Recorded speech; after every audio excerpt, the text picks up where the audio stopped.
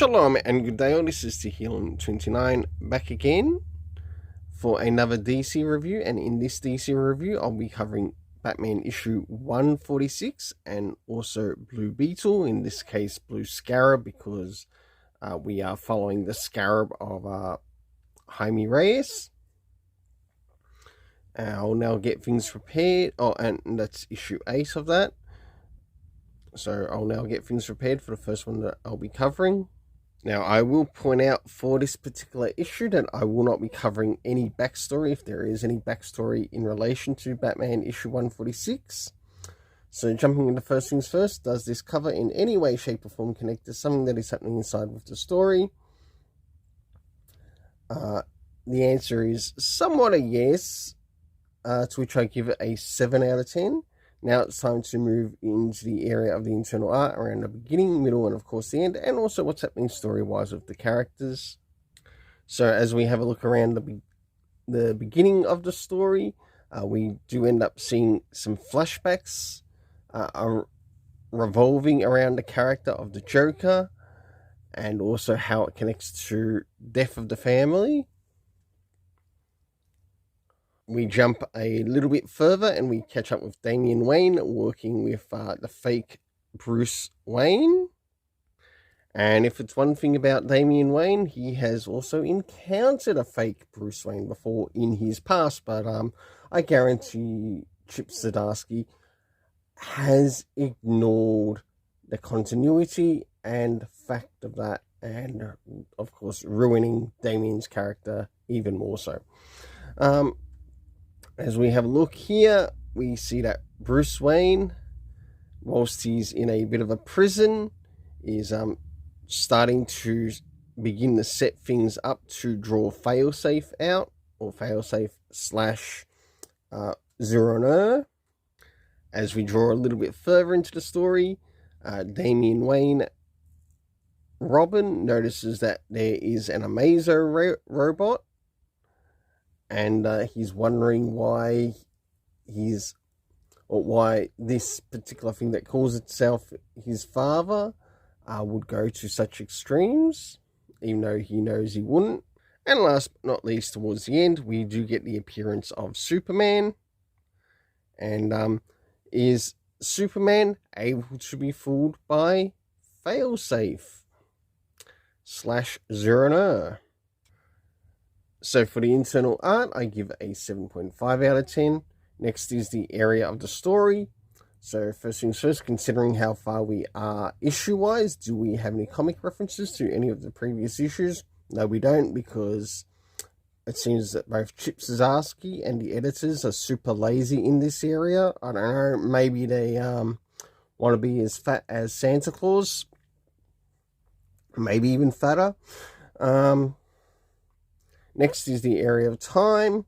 Too lazy once again, to put it in the story to indicate when this is taking place time-wise. Is it happening the next night? When is this happening? Is it happening on a Monday, a Tuesday, a Wednesday, Thursday? When the hell is this story taking place? Is it happening in the morning, noon, night? Is it happening AM, PM? Please, these little things just make the difference in a story. Next is the location to which this is taking place, which is, of course, Gotham. We also do see the name of Blackgate come up in the story. Cast of characters consisting of Joker, Batman, Zero slash Failsafe. We have Dick Grayson, the original Robin. We get to see Alfred. We get to see Cobblepot. We get to see Killer Croc. The present day Robin, which is Damian Wayne. We see Stephanie, which is Spoiler, make an appearance. We get to see the character of Flash, Superman, Punchline, Harley Quinn, the Amazo robot, so next in the series. And last but not least, the character of Vandal Savage. For the overall story rating in this, I give it a 6.5 out of 10. Now it's time to move into Blue Scarab, issue 8. So as we move into Blue Scarab, even though it does say Blue Beetle, I'm saying Scarab because that's what Jaime Reyes is using in this particular run. Though it might appear as a beetle, it's acknowledged as a scarab within the run. So hence, Blue Scarab, issue 8. So, moving in, the first things first, does this cover in any way, shape or form connect to something inside with the story? In some essence, not really a lot at all, to which I give it a 6.5 out of 10. Now it's time to move into the area of the internal art as we have a look around the beginning, middle, and of course the end. And also what's happening story-wise with the characters. So as the story begins, we catch up with Jaime Reyes speaking to the Scarab, and we also have a look at what's happening in the area of Estrella Plaza, which comes up in this, as well as Cord Industries a little bit later on in the story. As we draw closer towards the middle of the story, we meet this character by the name of Overthrow, to which I actually quite like his appearance, and he looks to be a bit of a villain. And last but not least, towards the end, to which we seem to meet what appears to be maybe another villain on the scene for Jaime Reyes to go up against. So for the internal art, I give it a 7 out of 10. Now it's time to move in relation story-wise. So first things first, do we get any comic references to any of the previous issues? No, we don't. Next is time, none at all.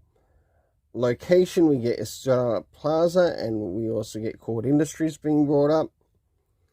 The cast of characters consisting of Roma Lopez, who is Natita, Natita No More.